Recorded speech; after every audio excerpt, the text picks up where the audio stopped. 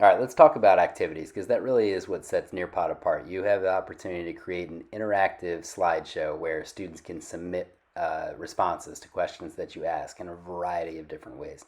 So we're going to go ahead and start here with an activity called Time to Climb. This is really similar to Kahoot if you've ever played that with students. It's more of the gamification of questions, but it's a lot of fun and it's a great way to do little icebreakers. So here's an example that I'm going to add right here.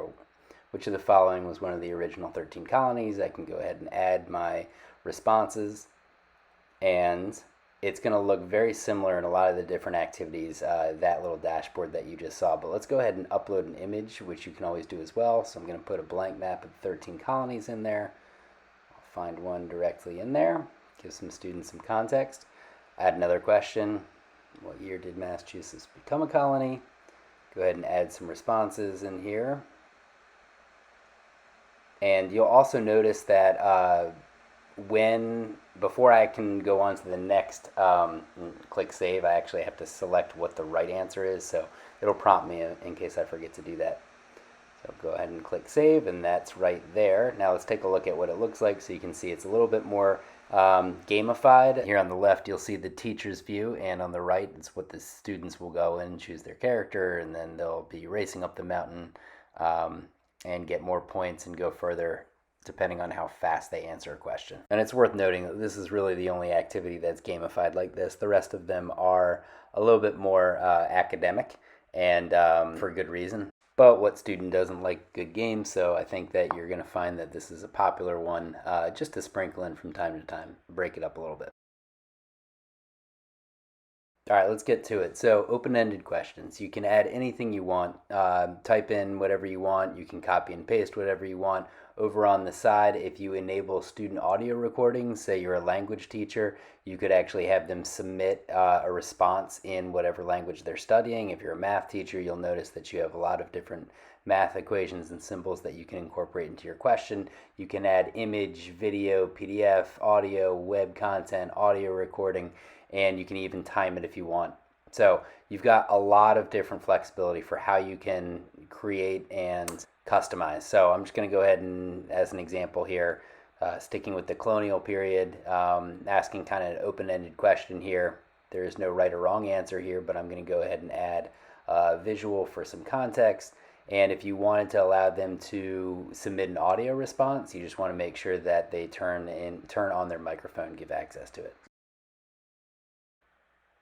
All right, so the next option is matching pairs. And so for this example, I'm going to go with something for early childhood where match the word with the picture it belongs to. But if you're teaching older students, you could certainly do this in a variety of different ways. You can kind of see how you can apply it. So here I'm just choosing tree, matching the word. So for emergent reading, this is outstanding. This is great. They get it on their iPad. They can just touch and drag. So it's really developmentally appropriate for the younger students. But if you think about how you could match vocabulary with its corresponding definition or a picture, you can really drive it right up through the older grades as well. All right, let's take a look at creating a quiz. So it's called quiz, but really any of these activities could be considered a quiz, and for formal assessment or informal assessment. And it's also going to look very similar behind the scenes in the dashboard. You still have the same options of what you could add as context clue or something to give students some video instruction. You can also duplicate. So if you wanted to create a basic question and then duplicate it, it's a great time saver. So I'm going to go ahead and title this one Mammals. Which of the following is a mammal? Just to give you an idea of how it works. Go frog, salmon, let's go turtle, and bear. All right, now I want to select my correct answer since there is a correct answer here. And again, I can add some context clue to give a hint. Also notice that I can turn any quiz into a time to climb. So if you wanted to make it kind of a gamified practice before a big test or a more formal assessment, you could do that as well. If you're at all familiar with Flipgrid, you'll notice that it is built directly in here. It's not actually, you can't create it from here, but you can add any links directly to any Flipgrids that you create, and it's just an excellent opportunity for call and response using video with students. One of the hidden gems in Nearpod is Draw It. It means that you can actually add whatever you want as a background. So if you wanted to put a PDF, a map, a poem, anything you wanted to have students be able to annotate over top of, and when they hit submit, it automatically comes to you. It's a great tool. So here's an example for science, maybe for middle elementary, early elementary, labeling the part of a plant. You can go ahead and add that in, and then from a student side, they can go ahead and write directly with their cursor, or they can type in with text and then drag that directly in. So here's just one example, but you can see the application for older students as well. And since I can convert any slide to a Draw It, anything that you already had as a PDF, say this is a map of the original 13 colonies, you could do that as well and turn it into a Draw It. So I'm a big proponent of collaborative boards and platforms right now, especially in education with remote teaching and learning. I think the ability to engage students with these tools is imperative to how we're really reaching learners right now. I don't know that I'd use this collaborative board above maybe Padlet or Jamboard or another alternative, but it's nice to know that it exists. So I can add background template directly in there, and then from the student perspective, they all have a chance to add things directly in here, so all the students get a chance to see what everyone else is adding. So you can create separate frames, separate slides for different smaller groups, or you could have one whole class collaborative board and they could see it together if for whatever reason you didn't just want to add a Padlet or a Jamboard and just add that URL in. There are a lot of polling options out there as far as platforms, but this is a lot more powerful than what you'll find in, say, Zoom. You can go ahead and just add a question like you would for a quiz or open answer. You can allow students to select multiple options. You can add video. You can put a timer in there, and because you can do it synchronously or asynchronously, you can always save the results and get them sent back to you. So here's just an example. I can add a picture in there for context. And then I can share it with the students live, or they get the results later on.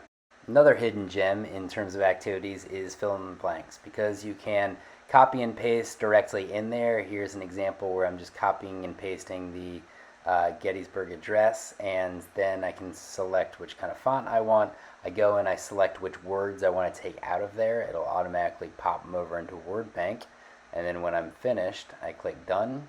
And then from the student perspective, they slide up the words in different spots. So you can see where it would work for older students, but certainly younger students as well. The memories test in activities is really plays to the old memory game, where you can choose however many pairs you want and then add either text or images. I can think of a lot of applications for younger students. I'm sure I'm not thinking of things off the top of my head for older students, but it really is just a matter of having younger students, especially on an iPad, developmentally, have that tactile approach of being able to slide and sort. And so there are a lot of different ways that you could use this and incorporate it in learning new words or pictures or sounds or whatever you may decide to have students do. And then you can see they just go in, and once they have a pair, it stays. And when they don't, it will flash off for them.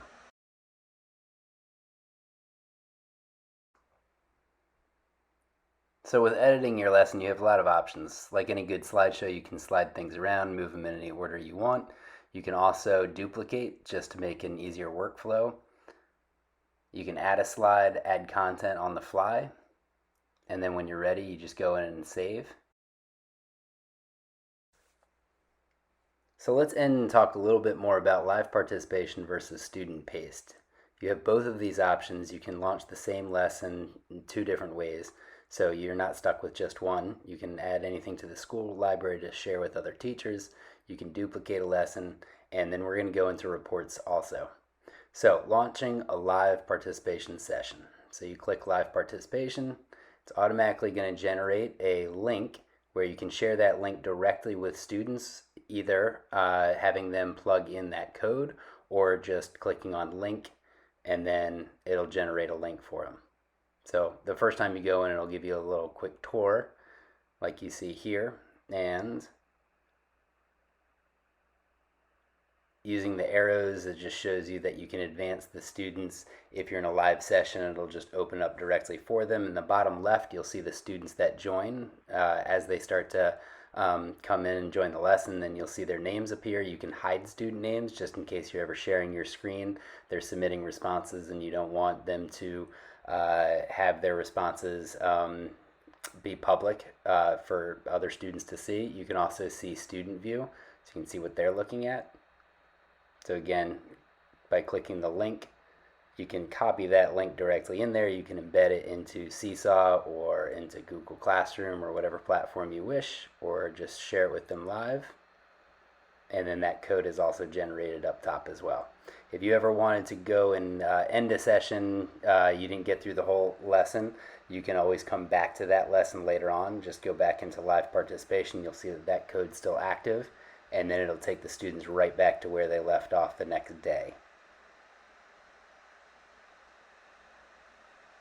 In a student-paced lesson, it looks the exact same. Note that by default, it will keep it active for 30 days, but by clicking on that little tab right there, you can actually extend it. And so you can make it alive for as long as you want, or active as long as you want. It's not going to erase the lesson if the 30 days or 78 days or however long you want it to be. The lesson will still exist, but it'll just mean that after that amount of time you have to generate a new code unless you extend the time. And then you'll notice that just like in the live session, you'll see any active sessions that you already had. So to view reports, you have a couple of options for how to do that. Over on the left, you'll notice in your dashboard that there's a reports tab. You can go into a session that had already been run, and you can go and see all the participants and all of the different responses. If they submitted audio, it'll be right there in a little audio file. If it's draw it, then you'll see the annotated PDF or whatever activity that you incorporated. You can also generate it as a PDF so you can get individual reports in time for report writing. That can be really helpful. Also within a session, you'll notice that up top you can click reports right there, and you can have it emailed to you directly. Lastly, let's take a look at additional settings. If you go into the top right and go down to lesson settings, you'll be able to go and select different options from enabling immersive reader, enabling the student notes where they can actually take notes on all the slides and have it emailed directly to them, having students requiring them to submit responses, the option for students to see their responses in student pace mode. So go and check out all the settings in the settings tab. Don't hesitate to reach out to me if I can help support in any other way.